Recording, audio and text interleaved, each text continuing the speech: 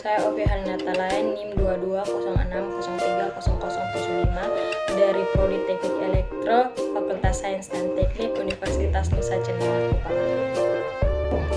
Kali ini saya akan membahas tentang penggunaan tanda baca beserta contohnya, kaidah kalimat efektif beserta contohnya, dan contoh paragraf yang benar serta penjelasannya. Yang pertama, penggunaan tanda baca. Penggunaan tanda baca elips atau titik-titik. Berikut fungsi tanda baca titik-titik yang perlu diketahui. 1. Penulisan kalimat yang terputus-putus. Tanda elips ada yang ditulis dengan cara titik spasi, titik spasi, titik. Tanda tersebut digunakan dalam penulisan kalimat yang terputus-putus. Contohnya, aku juga bingung dengan tintanya. Yang kedua, menunjukkan adanya naskah yang dihilangkan. Tanda elips digunakan untuk menunjukkan bahwa dalam suatu kalimat atau naskah ada bagian yang dihilangkan.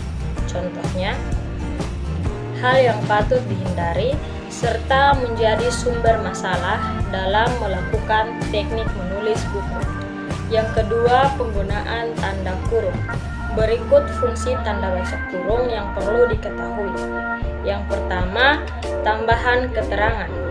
Tanda kurung digunakan untuk mengapit tambahan keterangan atau penjelasan yang biasa digunakan untuk menjelaskan observasi. Contohnya, Dewan Perwakilan Rakyat Republik Indonesia (DPRI) mengajukan kebijakan yang terlalu mementingkan masalah pribadi. Yang kedua, mengapit keterangan. Tanda kurung digunakan untuk mengapit keterangan atau penjelasan yang bukan bagian internal pokok pembicaraan. Contohnya, bukti tersebut lihat halaman 109, mendukung pernyataan KHA Dahlan terhadap bidah dalam ibadah yang dilakukan oleh kebanyakan masyarakat muslim saat itu. Yang ketiga, mengapit huruf. Tanda kurung digunakan untuk mengapit huruf atau kata yang kehadirannya di dalam teks dapat dihilangkan. Contohnya, pendaki amatir tidak diperkenankan untuk mendaki sampai puncak Mahameru. Yang keempat, mengapit angka. Tanda kurung digunakan untuk mengapit angka atau huruf yang merinci suatu urutan keterangan. Contohnya, kecerdasan sejati ditentukan oleh penguasaan A-ki, B, E-ki, dan C, S-ki. Yang ketiga, penggunaan tanda kurung siku. Berikut fungsi tanda baca kurung siku yang perlu diketahui. Yang pertama, mengapit huruf, kata, atau kelompok. Tanda kurung siku digunakan untuk mengapit huruf, kata, atau kelompok kata sebagai koreksi atau tambahan pada kalimat yang ditulis orang lain. Tanda itu menyatakan bahwa kesalahan atau kekurangan itu memang terdapat di dalam naskah asli. Contohnya, mahasiswa juga wajib berperan dalam pemberdayaan masyarakat secara berintegritas. Yang kedua, mengapit keterangan. Tanda siku digunakan untuk mengapit keterangan dalam kalimat penjelasan yang sudah bertanda kurung. Contohnya, persamaan dari metode pembelajaran itu perbedaan lihat halaman 20-23 begitu signifikan, memberikan output yang kurang lebih tetap sama dengan tujuan awal. Yang keempat, penggunaan tanda petik. Berikut fungsi tanda baca petik yang perlu diketahui. 1. Petik langsung. Tanda petik digunakan untuk mengapit petik langsung yang berasal dari pembicaraan dan naskah atau bahan tertulis lain. Contohnya, pasal 36 Undang-Undang 1945 berbunyi, bahasa negara ialah bahasa Indonesia. 2. Mengapit judul. Tanda petik digunakan untuk mengapit judul syair, karangan, atau bab buku yang dipakai dalam kalimat. Contohnya, bacalah bola lampu dalam buku dari suatu masa, dari suatu tempat. Yang ketiga, mengapit istilah ilmiah. Tanda petik dipakai untuk mengapit istilah ilmiah yang kurang dikenal atau kata yang mempunyai arti khusus. Contohnya, Dalam istilah asing, keadaan semacam inilah yang disebut sebagai jeopardy. Yang keempat, penutup kalimat.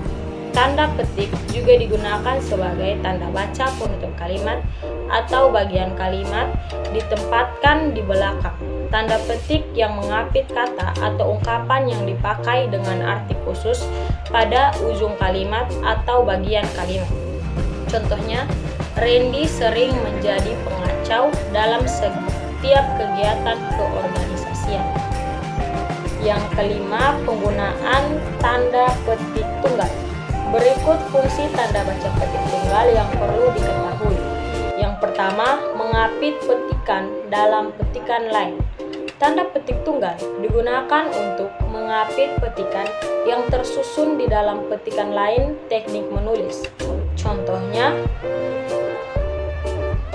waktu membuka pintu depan, ku dengar teriak anakku, "Bapak sudah pulang," dan rasa letihku lenyap seketika, ujar Bapak Santoso. Yang kedua, mengapit makna.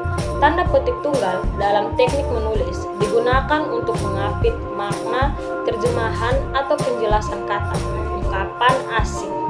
Contohnya, feedback, umpan balik. Keenam, penggunaan tanda garis miring. Berikut fungsi tanda baca garis miring yang perlu diketahui. Yang pertama, dipakai dalam nomor surat dan kalimat. Tanda garis miring dalam teknik menulis dipakai dalam nomor surat dan nomor pada kalimat dan penanda masa tahun yang terbagi dalam 2 tahun takvim. Contohnya, tahun ajaran 2015-2016. Yang kedua, pengganti kata hubung. Tanda garis miring dipakai sebagai pengganti kata dan atau. Contohnya, pria atau wanita. Yang ketujuh, penggunaan tanda apostrof. Berikut fungsi tanda baca apostrof yang perlu diketahui. Yang pertama, menunjukkan penghilangan bagian kata. Tanda penyingkat atau apostrof digunakan untuk menunjukkan penghilangan bagian kata atau kata bagian angka tahun. Contohnya, Jonolah orang yang menyelamatkan, lah sama dengan adalah. Yang kedua, penggunaan kata khusus. Tanda apostrof dalam teknik menulis juga terkadang digunakan dalam penulisan nama ataupun kata khusus serta sarapan bahasa asing. Contohnya, Rifan Syafi'i, bukan Syafi'i atau Syafi'i.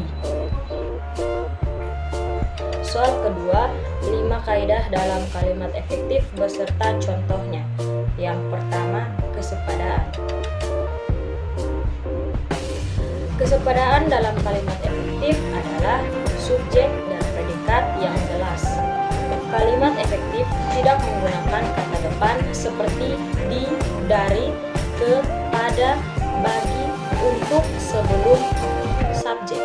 Selain itu, kesepadaan berarti tidak mengulang subjek kalimat. Predikat dalam kalimat efektif tidak didahului kata yang. Contoh, kalimat tidak efektif. Kepada para siswa diharapkan diam. Kalimat efektif, para siswa diharapkan diam. Yang kedua, keparalelan. Keparalelan berarti kesamaan bentuk kata. Jika bentuk pertama nomina, seterusnya juga nomina. Contoh, kalimat tidak efektif. Harga minyak disesuaikan atau kenaikan itu secara wajar. Kalimat efektif, harga minyak disesuaikan atau dinaikkan secara wajar. Ketiga, penekanan. Penekanan yaitu penonjolan pada ide pokok. Kalimat efektif memberikan penegasan kepada ide pokoknya sehingga ide pokoknya menonjol di dalam kalimat tersebut. Ini dilakukan dengan meletakkan kata kunci di awal kalimat dan mengurutkan kata sesuai tahapannya. Contoh, saya suka kecantikanmu, saya suka akan senyummu. Repetensi. Saudaralah yang bertanggung jawab, itu penegasan. Keempat, kehematan. Penghematan yaitu mempergunakan kata, frasa, atau bentuk lain secara hemat. Artinya, tidak ada kata atau frasa yang sebenarnya tidak perlu digunakan. Caranya dengan menghindari unsur yang sama pada kalimat majemuk, menghindari kesinoniman, dan menghindari penjamakan kata pada kata jamak. Contoh, kalimat tidak efektif. Karena dia tidak diundang, dia tidak akan datang. Kalimat efektif. Karena tidak diundang, dia tidak datang. Kelima, kecermatan. Kecermatan berarti kalimat tidak memiliki tafsir ganda. Cermat dan tepat dalam memilih kata, menghindari keracunan dan makna ganda. Contoh, kalimat tidak efektif. Rubahlah cara pandangmu. Rubah bisa berarti hewan rubah. Kalimat efektif, ubahlah cara pandangmu. Selanjutnya soal nomor 3, contoh paragraf yang benar. Hasil penelitian mengungkapkan bahwa tingginya kolesterol merupakan faktor risiko yang paling besar yang menyebabkan seseorang terserang penyakit jantung koroner. Hampir 80% penderita jantung koroner di Eropa disebabkan kadar kolesterol dalam tubuh yang tinggi. Bahkan di Amerika, hampir 90% penderita jantung koroner disebabkan penderita makan makanan yang berkadar kolesterol tinggi. Begitu juga di Asia, sebagian besar penderita jantung koroner disebabkan oleh pola makan yang banyak mengandung kolesterol. Dengan demikian, kolesterol merupakan penyebab utama penyakit jantung koroner. Kenapa dikatakan paragraf tersebut benar? Karena ini adalah jenis paragraf deduktif-induktif. Jenis paragraf deduktif-induktif memiliki ide pokok di awal dan di akhir paragraf. Meski memiliki dua kalimat topik, tapi bukan berarti ide pokoknya ada dua. Adanya dua kalimat topik itu hanya merupakan bentuk pengulangan gagasan utama untuk mempertegas informasi. Sekian dari saya, terima kasih.